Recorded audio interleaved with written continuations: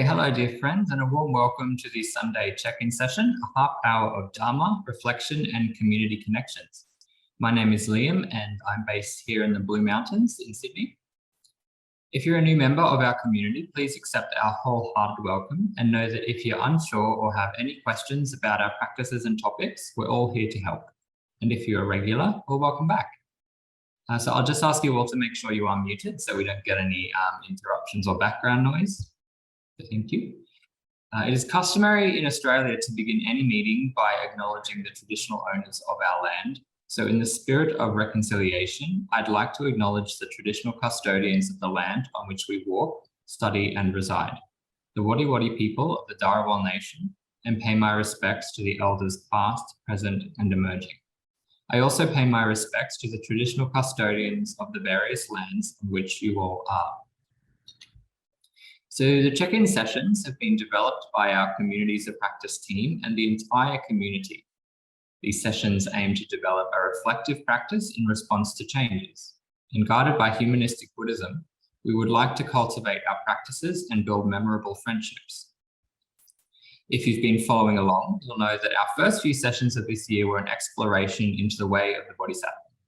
This week, Venerable Joe hands on over to our good friend, Dr. Jonathan Page, as we begin delving into the depths of compassion. So please welcome Jonathan. Well, thank you, Liam, and auspicious greetings, everybody.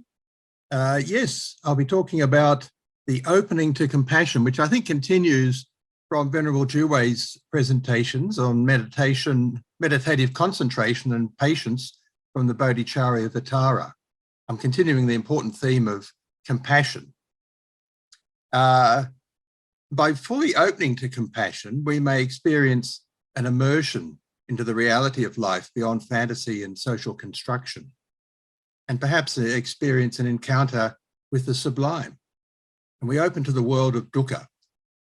For the next slide, Liam. So the compassion is the mature capacity to be deeply attentive to the suffering of others, to readily suffer with them, to understand the importance of this intimate connection, to act as a guide into the unknown and to feel the nourishment of our own spirit. The next slide. So here you see examples of true compassion in action. And these experiences are happening around the world, thankfully, all the time. So the next slide. So here we see grace, which represents the 5 stages of compassion as depicted by Roshi Joan Halifax. Now, I'm going to focus today on number 1. We'll start at the beginning, G for gathering, and the other stages will come in due course. We have to start at the beginning. The next slide. So gathering, what do we mean by gathering? Well, gathering one's attention. We meditate on the breath. We develop presence, which we've already become skillful in. We allow the don't know mind to arise. We open our mind and we experience an active arousal of desire to truly care. So once we begin the process, we are stimulated to move on and deepen the practice. As Pema Chodron advises that we should rest our mind for a second or two in a state of openness or stillness, perhaps touching bodhicitta, the awakened heart-mind, or opening to basic spaciousness and clarity. So let's meditate together on compassion. And this can be difficult in the modern violent world, and I'm thinking of the recent murder of Ty Nichols in the USA. It's very disturbing and tends to close off our heart to protect us from this violence. But we must open our hearts with resolute practice, because touching bodhicitta is always the wisest option. So settle into a meditative posture of comfort and stability, and be aware of this moment in your life, the present moment. Breathe in mindfully and focus on the natural rhythm of your breath. The air from our world moves into our lungs, timelessly, then diffusing throughout our entire body, to each cell, gently and wisely to maintain our life and health. And then the out-breath returns again to the wider world. Give yourself time to get grounded and relax. Are you relaxed? Do you feel relaxed? Invite yourself to be present and embodied by sensing into a place of stability deep in your body. Notice your true state of feelings and emotions at this moment. How do you truly feel? Are you aware of how you truly feel? Now place your right hand over your heart at the center of your chest. This is important. You may feel the heart beating, your own heart beating with joy as it snuggles between its two friends, the lungs, all working together to maintain the mystery of life. Feel the innate warmth and wisdom of your heart.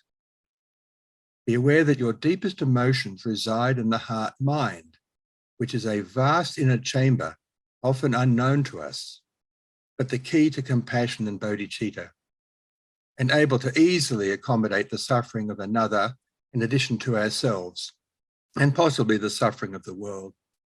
Be aware that it is of the nature of thoughts to pass through your mind. Let them do so, but without any engagement. Now, imagine that you are comfortably at home or under a tree or somewhere in your normal life, so-called, and you are suddenly informed unexpectedly of some bad news affecting another person. This may relate to a real event in your life, currently or recently or in the past. This news may concern a friend, perhaps a parent of a friend, a neighbor, or perhaps your grandmother, but not someone within your innermost circle of deep love. What comes to mind? What should you do upon hearing this bad news? You are told that this person has just received a very serious diagnosis and they have become distressed. They live alone. What feelings arise in your heart beneath your hand? What is your immediate response? A minute ago, you were comfortable and content. What should you do and when? Now? Do you wonder, what can I do? Or do you accept the challenge? What difference will my action make? I have nothing to offer, perhaps, you think. No special skill. Others surely will attend with greater impact than me. What stops you so often from responding spontaneously and wisely? How do you feel in your heart? Empty, disappointed with yourself, perhaps unsurprised at your lack of action? Further obstructive thoughts may arise with intentional distraction away from this matter. You may feel drowsiness, physical muscle shutdown, reflecting the rising disinterest in blocking action. Notice these obstructions: self-focus, conceit, doubt, ill will, sensual desire, or restlessness. Then, importantly, in this moment, in this meditation, you may feel karuna, the quivering of the heart in response to the pain of another, a Buddhist description of nascent compassion with the associated capacity to see your own struggles with kindly eyes. Imagine that you rise up with energy and resolve, clarity of purpose, determined in your mind to attend fully, to plunge into the unknown, to accept the don't know mind, and to cast off the habits of conformity. Now you notice an active arousal of your desire to truly care for both yourself and the suffering other. Once you rise with intention to be of service, spiritual energy flows. You may interrupt your false assumptions and misguided expectations that no benefit will arise from your action. You will have the opportunity to be present, to listen, to learn, to experience intimacy, to allow new emotions to arise, to engage the unknown, to stumble, to feel awkward, but also to be open, honest, and truly human, and to discover your vast capacity to care. You will gain so much by transcending your small self, to enter the world of another, to share profound suffering, and to discover the power of compassion. Your hand on your heart may feel increasing warmth arising from your vast heart mind within. So this is the first step.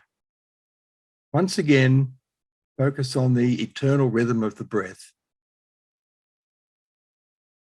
Follow a number of breaths going in and out of your body as you consider the matter of compassion, the openness of your heart, and the benefits that follow from that, both to yourself and, of course, to the other. You may even commit to yourself that when confronted by suffering, the next time you'll respond without delay. So you may now arise from the meditation and open your eyes, return to the world of dukkha.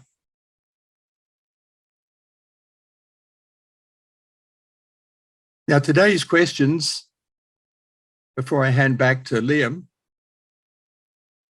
you may consider, what is your own experience of true care, either given to another or received from someone else?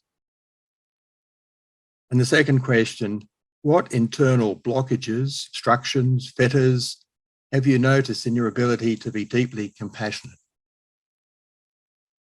So back to you, Liam. All right. Wow. Thank you, Jonathan. That was amazing, as always. Dear community, I'm sure that's touched a lot of you. We're now invited to contemplate these questions that Jonathan has put forward. So we'll be placed into groups of 3 to 4 to share and discuss. And in this discussion, we recommend you get to know, spend a little bit of time to get to know each other before discussing, and then we'll send some Zoom notifications to guide you in the discussion. So don't worry about remembering the questions, they'll come up for you. So these sessions are guided by metta, which is unconditional love and kindness for all sentient beings. So let's use these breakout sessions to express and receive loving kindness to and from one another, and take time to pause, share, and listen. We'll also ask you to share some of your findings with the larger group at the end of the breakout discussion. So now let's go to our breakout rooms for rich and nourishing discussions, and we'll see you all back in 15 minutes. Yeah, there are lots of pearls arising here. Yes, as compassion promotes heartbeat through alignment, which, that's right, attunement is very important with the other person. Humility and so forth are very important in the actual engagement with somebody else who's suffering. True care, honesty, sincerity. And hopefully we have these qualities to begin with. We were talking a bit about that they may need a little bit of promotion, these qualities of, say, humility, if we're not naturally a humble person. Courage, yeah, Priscilla, thanks, dear. Courage, it does require courage, particularly plunging into the unknown, which is always the case with compassion. And as, yes, Pedro Walsh said, soft front, strong back. Yes, that's right. So vulnerable, but strong at the same time. And then, and true care, you're different to love. Yet there are subtleties. So I think we can dissect our feelings and look at the different categories. When we care, is that love? Is it compassion? How do they differ? Are there levels of love? And so forth. And all of this does require the concentration of meditation to identify as we really analyze our feelings and determine how appropriate they are and how we can deepen them and so forth, taking care of each other and for no particular reason. We don't need to have a reason to care, to be caring. But it may require some preparation in the morning before we get up and go, to make sure that our care is ready for what may happen unexpectedly. Always have it nearby, and have that honesty. And we were talking about the don't know mind as well, when to employ that. All right, thank you, Jonathan. I might just stop there so we can close the session, and then everyone, we can continue talking afterwards in the plenary if you'd like to join us. Keep typing, we'll come back to it. Okay, so thank you, Jonathan, and thank you everyone for being here. We really hope the check-in session was helpful to you and that you experienced the unconditional love and compassion of this community. But for anyone who might be experiencing a greater need than what today could meet, please don't hesitate to get in touch with us via the email on the screen or you can also reach out to the professional organizations below. So next week, we'll welcome Jonathan back as we continue our exploration into compassion. So do be sure to join us. It's going to be another deep dive. But as we check out today, let's cite the dedication of merits together to send love and compassion to whoever is in need.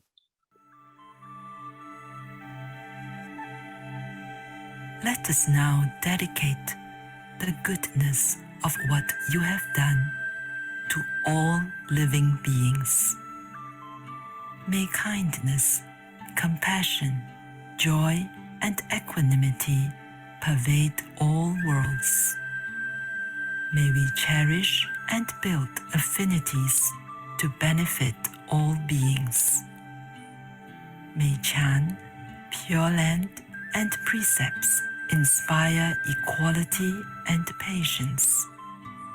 May our gratitude and humility give rise to great vows.